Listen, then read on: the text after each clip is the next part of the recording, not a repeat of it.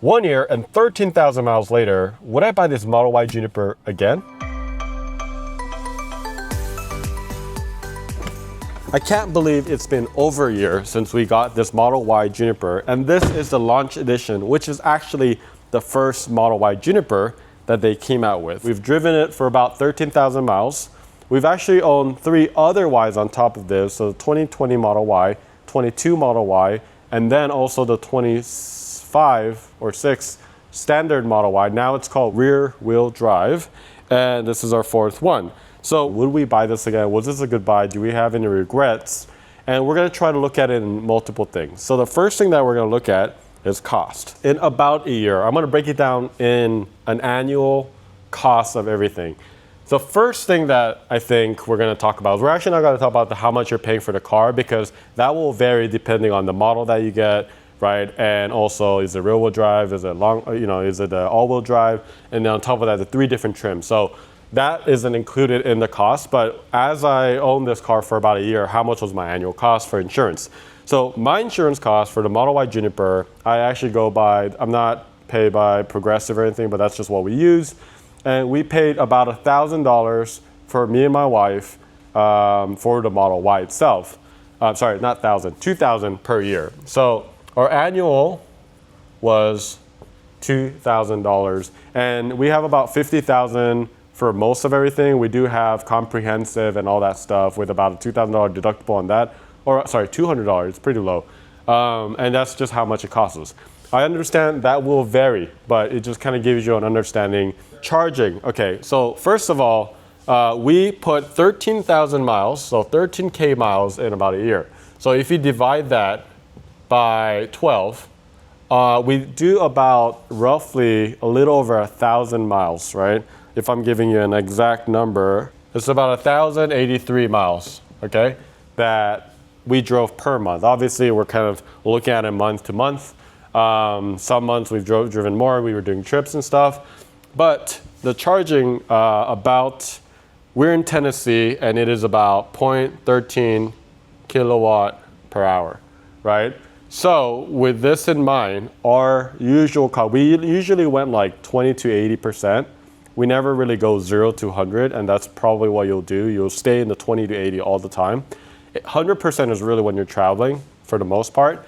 But to get this much amount, right, a full charge, our range is around 320. It's about 3 charges per month is how much we charge on average. And you can also see this on your Tesla app, but it's about $32 per month. So let's just say, okay, fine, if we want to be exact, 32 times 12 months, we spent about $384 in charging, right? This will depend on what state you are, and some states also, this number will decrease if you charge at a certain time, if it's like not at a peak time. So keep that in mind. It might be cheaper, and it's awesome because you could just kind of plug it up, charge it, you come back, and it's 80% in the morning. It's really, really easy. Which gets me to the next point. How much did it cost to set up that charging in my home? You're gonna spend $400 to, it changes, so $400 to $550, right? There's a universal charger, and that's about, let's just say $500. Let's just say that, like on average. And then your electrician cost is gonna be between, I would say, like $400 all the way to $1,500, I would say. So let's just say in the middle, I don't know, $1,000. Again, this is an average. And that depends on a lot of things. First of all, how far are you from the electrical panel to your charger? How much cable are we running through? Are we going inside the walls, or are we going outside the walls? Are we doing it going out? I mean, there's just a lot of factors. So I'm just kind of giving you my average, right? So it costs us about $1,500 of setup costs for the charging, okay? Now, let's talk about maintenance. So maintenance is actually one of the best things about a Tesla. So I've rotated my tires once, 75 for just rotation. I think that's what Tesla charges. It's either that or 150. So I'm just gonna put it in between there. I have to change out my filters. We actually have the filters here, but if you were to buy it, it's $69. I haven't done this yet, but I'm about to. It smells real bad. It's real bad. So, I mean, we have to do that. Other things that I've done, I'm starting to like come up with these things and I haven't done much. We did wiper fluid, which was like $5. That's really your biggest cost, I think, in terms of the maintenance thing. And it depends, right? If you drive a lot more, this number will go up because, tires are quite expensive. If you get, they can range from like $250 to $450 per tire. But overall, our actual costs, if we just add this up, we spent about $4,058 to actually have this car on top of whatever your monthly payment is, right? And this will also depend because some of you guys have been blessed with the 0.99 or 0% APR that you guys got lucky, right? But if you don't have that, it'll be different. So whatever your monthly is, just add that, or this is not monthly, sorry, yearly, right? Because we're talking about an annual, right? So I know this number seems like a lot, but this video is about an annual. So I mean, that's what we're looking at it all on an annual basis. But that is how much it costs us to actually have this Model Y Juniper launch. One of the top questions that I get from people who are about to buy a Tesla or maybe they're looking at one is FSD worth it? And in a span of 1 year, I think a lot has changed. And right now, like for example, I'm on FSD 14.3. And 14.2, when it came out right before the 3, was just unbelievable. And it's really changed how a lot of people use FSD. I think having been a Tesla owner since 2018, we've kind of used it, I think, predominantly in a highway setting. So a lot of times my answer was like, look, do you do a lot of highway driving? If you do, highly recommend getting FSD. It's so good, saves a lot of time, you're less tired, all that stuff. But in 2026 and 25, when we had this, we started using FSD on a daily basis. Like in 26, I rarely drive when I'm in the Juniper. Like I literally just put on FSD and I let it do most of the driving. Call me lazy, but it's just so comfortable. I mean, there's very little, I guess, like times I interject, and I would say like it's not perfect, and I want to be very, very clear. There's also been times, one of the pros and cons of it, of being an early beta tester, is that it'll be really good, and then you might have a regression, and they might get amazing, and then you have to be okay with that in some way.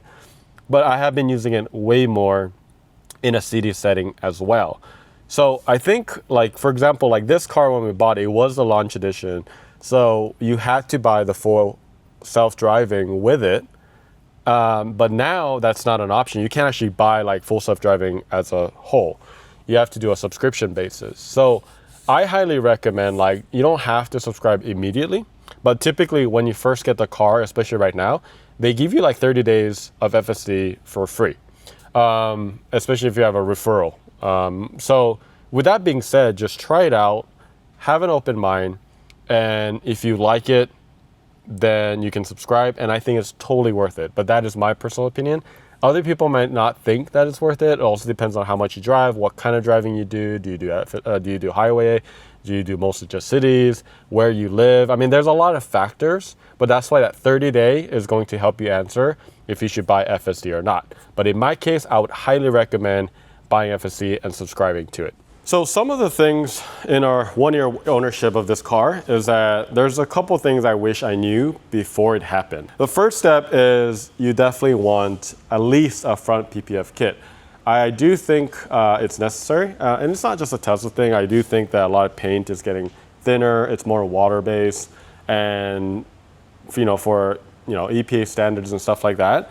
So it does chip pretty easily. So this car is our R&D car, so we have wrapped this, and then wrap this, and then wrap this some more. I mean, so many times, but there are even times where it wasn't wrapped. And in those times, I can show you that it was chipped. I mean, this right now has PPF, but there's a chip right here, chip right here, chip right here. I mean, when I say front, I'm talking about the hood, the fender, the lights, the bumper, and then the mirror at the least.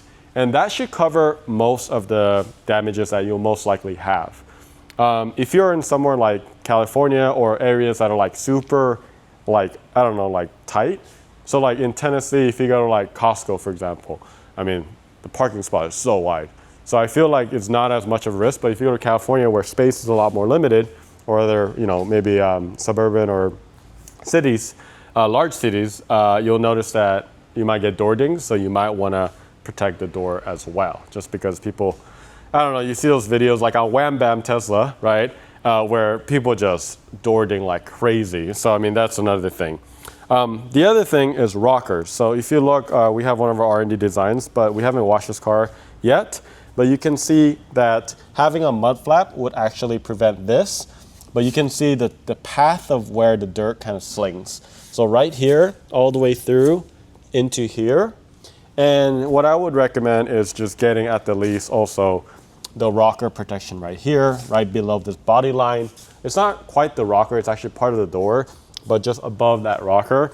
And having protection here will make sure that that area is going to be protected. You're not going to get a bunch of dings. And then later on, if you rip it off, you can at least sell it for more because the value's there. The other thing is, it's kind of funny because back in the older Model Y, the Legacy, this was a one-piece hatch like this. So Tesla was smart and said, hey, this is plastic, right? And we're going to put this piece because you guys suck. And you guys keep damaging right here. And if we damage this, it's very, very expensive to replace. So they made this a separate piece that actually can come out with this. But if you have a spouse, they will find a way to damage it regardless, because ours damaged right here. So you can see right here. I did not have PPF on here when this happened. And we did for a while. And this was the time we didn't. And look, this is what happened, right? So, by the way, when you first get it, you can actually set the height of this, hold this button for 5 seconds, and then that's your height that it's going to go up to. So you think that this is what the apex when it goes high, right? But when it actually, I want to show you, when it actually opens up, it slings out wide, and our garage door was right here, and then it scraped it. That's what happened. So I would highly recommend, we also sell this thing, the PPF right here. You just don't know, but just a little bit of warning as well. So a lot of people ask us, do I tint everything? I think the main thing, I'm just going to talk about the essentials, is like tinting the side windows here. The rear is actually already not tinted the same way, right? But it is darkened. So this is actually around 18%, so 18% visibility. This one's around 80%, so I tinted this in the legal limit of 35%. And it helps a lot with heat rejection. And not only that, because you have UV protection and IR protection, the insides also get protected on top of your skin as well. So I would highly recommend, if anything, you should tint the sides, and that is a huge thing. Two other things is, this is one thing that we kind of figured out accidentally, and this came out of our problem. I looked at my camera one day, saw 3 chips on it. And it didn't blur my vision or anything like that, but it was a little too late, and I was like, man, there should be something that covers it. So we looked at covers, and the covers worked well, but because there's a gap in between the camera and the cover, it condensates, so you can't use the camera for a few hours until it kind of clears up. So we started testing with some film, and we found the film that works. So we designed this thing where you just put it right here, and then you protect that. I will put that day one. The problem is there's just no protection whatsoever on the front end, so it does damage quite easily.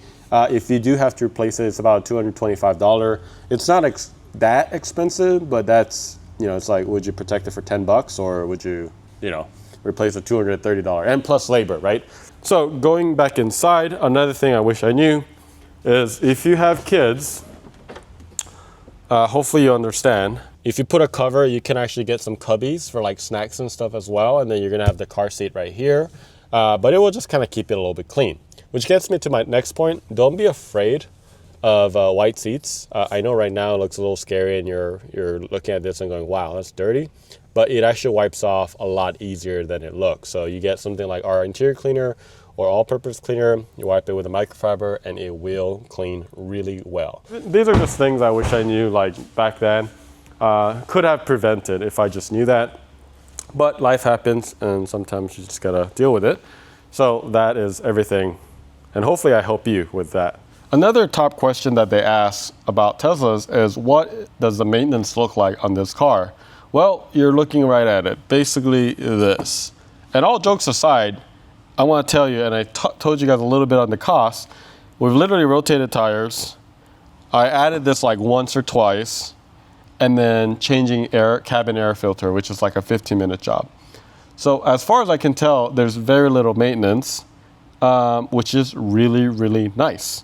And you're driving something that you don't really have to worry about. You don't have to get like oil change or anything like that. I mean, you could do like annual, they don't even do annual checks. I think they'd say like every 2 years or something like that. Is it 3? But having owned a lot of them, there's just not a lot to do. So going back to our original question, would we buy this Model Y again? Definitely, and it was a great buy. I think the car has gotten so much better having owned the legacies and then going to this, and then having FSD just improve dramatically in the last 12 months, honestly. It definitely is a good buy. Is it a perfect car? No, but I think it's close to perfect. Hopefully this video helped you, and if you are on the fence about it, hopefully this gave you a little bit more info and what you were looking for. Make sure you click on that subscribe button, and if you need wraps or anything else, you can go to our website at DIYWrapClub.com, and we'll see you later.